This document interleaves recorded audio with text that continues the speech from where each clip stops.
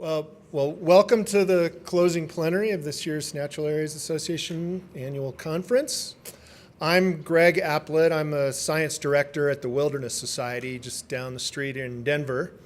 I was part of last year's closing plenary, and I'm back here this year to moderate.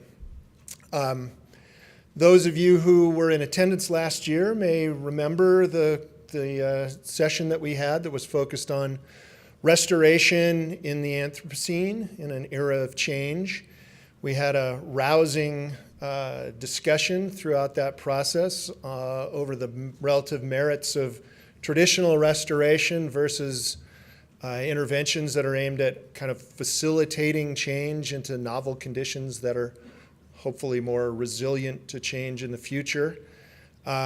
Even had a spirited discussion of the merits of traditional reserve-based management as well. And there was a lot of disagreement, a lot of differences of opinion expressed throughout the process, but one thing that every speaker agreed on and came out during the ensuing discussion was that we have to start managing landscapes, or at least thinking about the natural areas that we manage within a landscape context. We have to start thinking about managing whole landscapes for connectivity, for resilience, for species viability. And while there was tremendous agreement on that principle, we got the sense, it was clear from some of the comments made in the discussion afterwards, that there was a lot of kind of anxiety over how managers of small reserves or natural areas can contribute to conservation at a larger scale. If you're just managing a relatively small county open space, how do you contribute to conservation at a landscape scale? And so this year, we thought we would follow on last year's closing plenary with a session that describes how that can be done, so that everybody leaves here fired up and ready to contribute. So we've crafted a set of panelists here that are going to walk us through a set of examples of how that can be done. We're going to start with Scott Black of the Xerces Society, the world's leading organization focused on invertebrate conservation, who's going to talk about how natural areas can contribute to the conservation of a species or species population at a landscape scale. And then we're going to move to a presentation by Heather Knight, who spent her career with the Nature Conservancy building connectivity across the landscape right here in Larimer County that connected the mountains to the prairies.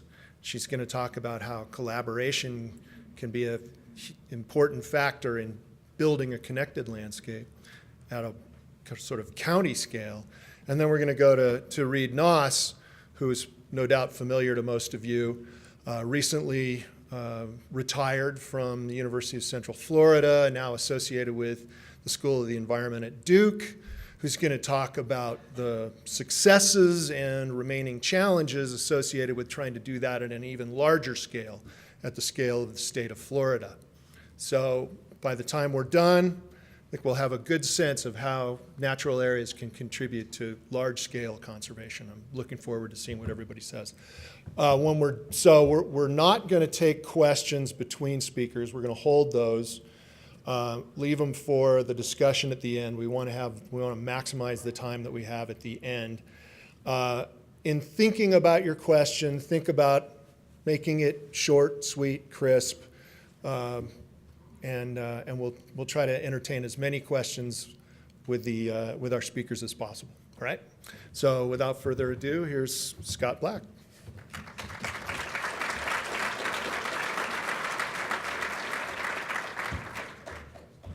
Thanks so much for having me here today. I always like to do my thank yous first before I get started because I tend to finish up and have to rush, and you should never rush to do thank yous.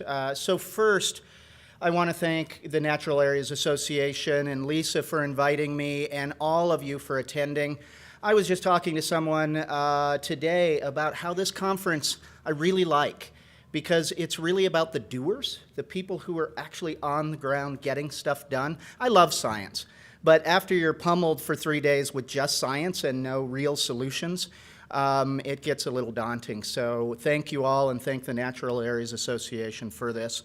Also thank my co-authors, Rich Hatfield and Serena Jepson.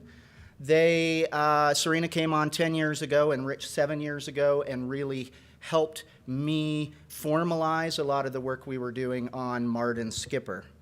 I'm going to see if I can make that work. I also want to thank my wife and kids. I travel a lot, and they inspire and empower me to do my work, and they'll even get geeky with me.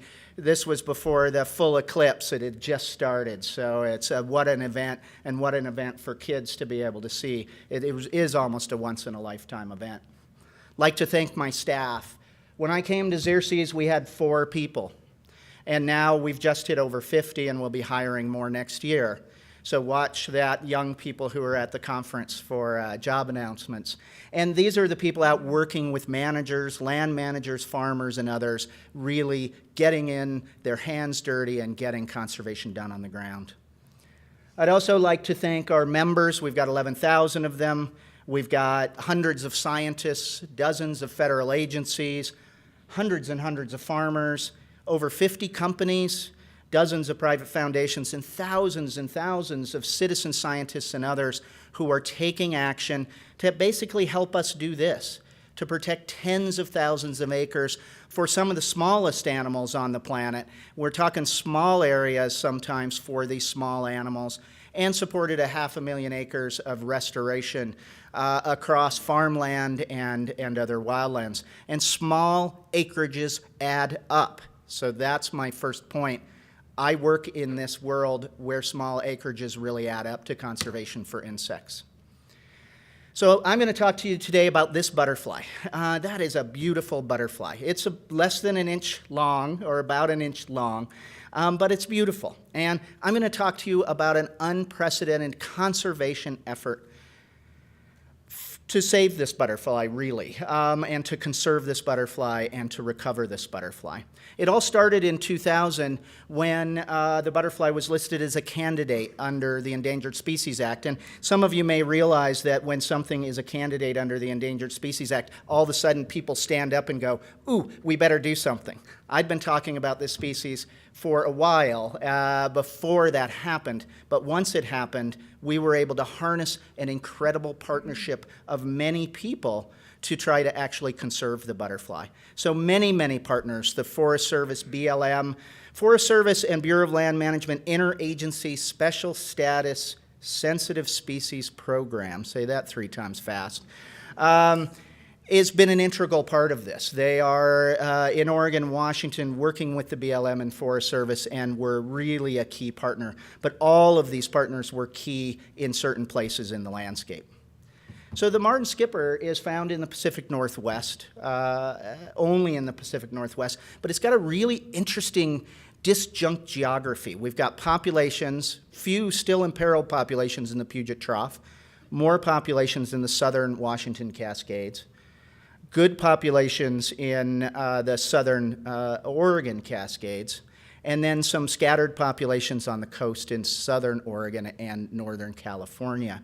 And I find this geography really interesting and daunting. When we started to think about conservation, we had both private landowners as well as 7 different agencies with this animal on their lands. And we had to figure out how to work with all of them. And when we started, we really didn't have a lot of information. Relatively little was known. We did know that there were some populations. We knew that some populations had been lost, and that the populations we had were quite small. But we really didn't have data on many sites, and there'd never been a search effort. And that was really the first thing that the partnership did, is we wanted to understand the true status of this butterfly. So we set out really with a search effort and to develop a search image and comprehensively search radiating out from the known populations. Not a bad job if you're looking at these folks out there doing that. I used to do this for a living. Now I manage a conservation organization, but that's all good. And this was really good because we really started to figure out what was going on with this butterfly. In 1999, we had 14 known sites. By today, we have 165 known sites. All the new sites, though, were found in the regions around where the original sites were. We were not able to really close any of those gaps between these metapopulations that we have in Washington and Oregon and California. But the majority of the sites we found were really small, and the majority of the sites we found, as I'll talk about, had a lot of threats and a lot of problems. We also didn't have a full grasp of the butterfly's life history. Marten skippers are grass-feeding butterflies. They feed exclusively on grasses. I guess that makes sense. But most people believed that they fed almost exclusively on fescue. And me being a dunderhead, I'm out there searching, and I'm finding Marten skippers, but not finding fescue. And I'm not a botanist, so I would take 20 different grasses in. Am I missing something here? And they're like, no, there's no fescue. So we set out with Washington State University to study what this butterfly was actually doing. What is it eating? And we worked with incredible young graduate students. This is Lonnie Beyer here, who worked for Xerces, but also did her master's at Washington State University. And Lonnie was, conservation is often about people. And Lonnie was amazing, because Marten skipper doesn't land to lay its eggs. It hovers about 6 or 8 or 12 inches above the ground and drops the eggs. And Lonnie figured out how to watch these with binoculars. As they dropped their eggs, she'd run up and put a flag, and she'd follow them across the meadow, putting flags. And then she was able to come back and find an egg. This is the larva. This is a second instar larva, and how small that is. She was able to find the egg, and then she was often able to, weeks later, to come back and find the larva. I tried to do this, and I'm glad they would have never hired me, actually. I would not be in conservation had this been my first job. But she really did find that this had her and other graduate students found that this had a much broader host range. Fescue was one of them, Danthonia, Carex, and really interesting, it has fidelity at one site where it might just use fescue, but down the road, it might be using Carex. And that's where it has fidelity, so really interesting. Another thing is that Mardons also avoid shade. That's another finding that was really important, because this is what's happened to most of the meadows where Marten lives in the Cascades. The picture on your left is 1953. The picture on your right is 2011. And those are study sites that I work at, Short Creek 1 and Short Creek 2 with Marten skipper. And you can see it used to have an open meadow structure, and now it's got these little tiny meadows. So, of course, fire is an important tool in forest management, but butterfly people are skeptical about fire, because in the east we have found that some butterflies respond well to fire and some don't. So we needed to figure out whether fire could be a good tool for Marten. And an opportunity arose when we were doing searches in Northern California and found the largest population by far in California. And we found that population the summer after a fire plan had already been done for the entire area. So I approached the burn folks at the Six Rivers National Forest, and a little tentatively, because they'd already figured out this whole burn plan, and I came to them and said, dudes, you got a rare, well, no, I shouldn't say dudes, because many of them were women, you've got a rare butterfly, and I'm a little, one, worried about burning this whole thing, and two, this could be a great opportunity for a study. And really cool, they immediately stepped up and said, yes, let's do a study. And we were able to mark areas to burn and not burn directly in the middle of the different Marten habitats. And then go back for 4 out of 5 years to do transects in burned and unburned areas. And what we found really did give us pause for using fire for this particular butterfly. And sometimes you have to know the animal you're working with. As you can see in purple, those are the areas that are not burned, and in the other color are areas that were burned. And after 4 years, or 5 years, 4 years of monitoring, this butterfly had not recolonized or bounced back in those burned sites. So using fire was going to be a little difficult for Marten Skipper. We also, as we were doing all of this study, we were documenting threats at all of these sites. And working with ISP, who funded management plans, we were able to put together management guidance and management plans for the vast majority of sites on the landscape. And the thing about the initial management plans is a lot of this wasn't rocket science. As Rick Knight will tell you, off-road vehicles can cause damage. I say that because I talked to Rick a lot as I went to school here, and I would go over and bother Rick in his office because I was working on minimizing off-road vehicles in the Arapahoe Roosevelt National Forest. So Rick was an incredible sounding board for that. So sorry to put you on the spot there, Rick. But he helped me back in the day. But in these meadows, these are wet meadows. They're a favorite of off-road vehiclers. And it's pretty simple to keep them out, though. By hardscaping with fences, it doesn't exclude them totally, but it really has minimized the amount of off-road vehicles in these sites. As we know, shrub and tree encroachment is also an issue. I like to use this because this is the only time I've ever been out with folks that are wearing hard hats and carrying butterfly nets. And so I just love this picture. So we, Forest Service, it was a project area, and so they had to wear their hard hats. So we went in and developed plans to remove the small trees from immediately in the meadow and then out into the larger trees to try to expand the footprint of the open meadows for the Marten Skipper. Remember, they don't like shade. Overgrazing was also an issue at many Marten sites, and I don't say grazing, I say overgrazing. The issue is that Marten Skipper like wet meadows, and they like those grasses, and cows like wet meadows and like those grasses. And the only way it's going to work with cows and Marten is if they can be moved around. And unfortunately, what we found is that they couldn't be moved around because of the way the allotment plans were written and things like that. So we came up with plans to basically fence off the core area of the Mardon with, and this is a really interesting one. The reason it's that U shape is in the middle is a pond where the cows go to drink. So we had to put it in that U shape. But these are drop fences that can be dropped every fall so that elk and other animals can get in. And we do know from a site that doesn't have fencing, because we didn't actually want it there, cows come in October, and that is one of the best sites we have. So if we can get grazing late in the season for Mardon, it seems to be beneficial. But we weren't able to do that through the current allotment plans. And then I would say the key to this was outreach. We tried to inspire and empower with technical assistance the land managers who were actually doing this work. Get them excited about the conservation.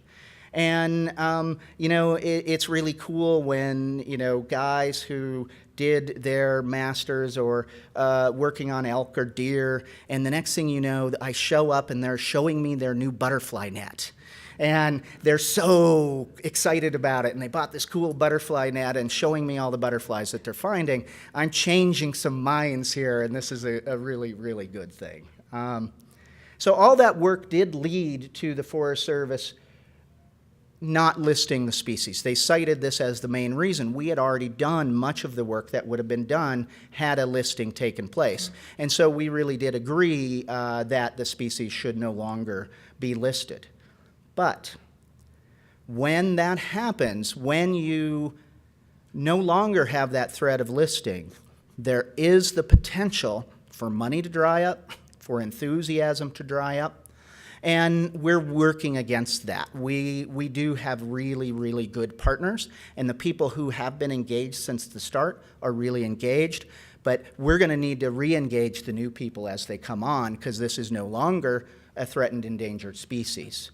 So we have designed monitoring, and we're implementing a stratified monitoring approach in each of the regions so we can track the long-term trends of this butterfly so that we can be ready if it starts to head downhill again. But there's still other work to do. There's more work to do with thinning and reconnecting these meadows, because these were likely real metapopulations in the past, and often they're now isolated sites. And that, I think, is going to be a real problem for this butterfly. And then we need to ensure that the sites are still managed so that the worst abuses of off-road vehicles or overgrazing or conifer encroachment don't, again, rear their heads. We also need to be thinking into the future and about climate change. Unfortunately, two pretty important Mardon sites burned this year. And we had an incredible fire season in Oregon this year. And one I also want to say is I'm really thinking about those people in California. The fire season in the West has been incredible. I've never seen anything like it. But just a few weeks ago, 2 sites burned. And we really need to make sure we're managing this complex of sites. So if 2 sites burn, it's not the end of the world, and it's not the end of the Marten Skipper. So some final thoughts. I think we've really had an initial conservation success. We've brought a partnership together.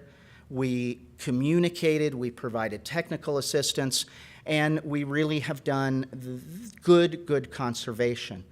And there's more to do, and there's always going to be more to do. But we've made a really, really good start, and I think made the future for this butterfly much more bright. And the neat thing about this is that these areas are magical. These are the best areas you could ever think to work. If you work on butterflies, you go, you camp, you wake up, you have coffee, have a little more coffee, maybe read a little bit.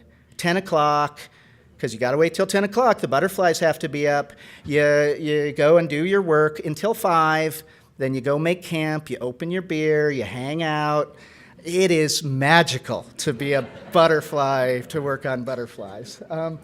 But these sites are some of the most beautiful sites, and they're important for a whole array of other invertebrates and vertebrates like sandhill cranes, as well as for recreation and for hunting. So the Mardon really, it was not just about the Mardon, although that's what we used. We've really improved these sites for a lot of other animals, including the western bumblebee, which is a rare and is now petitioned for listing, and this is a species that co-occurs at some of the sites.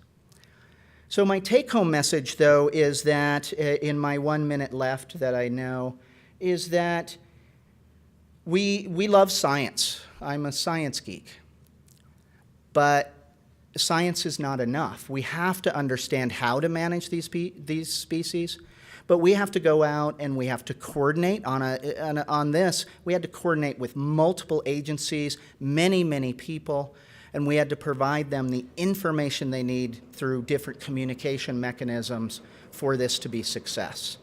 And I think that's what we need to think about with conservation is science, communication, and coordination. And if we think those 3 thoughts, we're going to go a long way in this world, even under some of the unspoken things that are happening in society today. So with that, thank you so much for your time. I really appreciate it.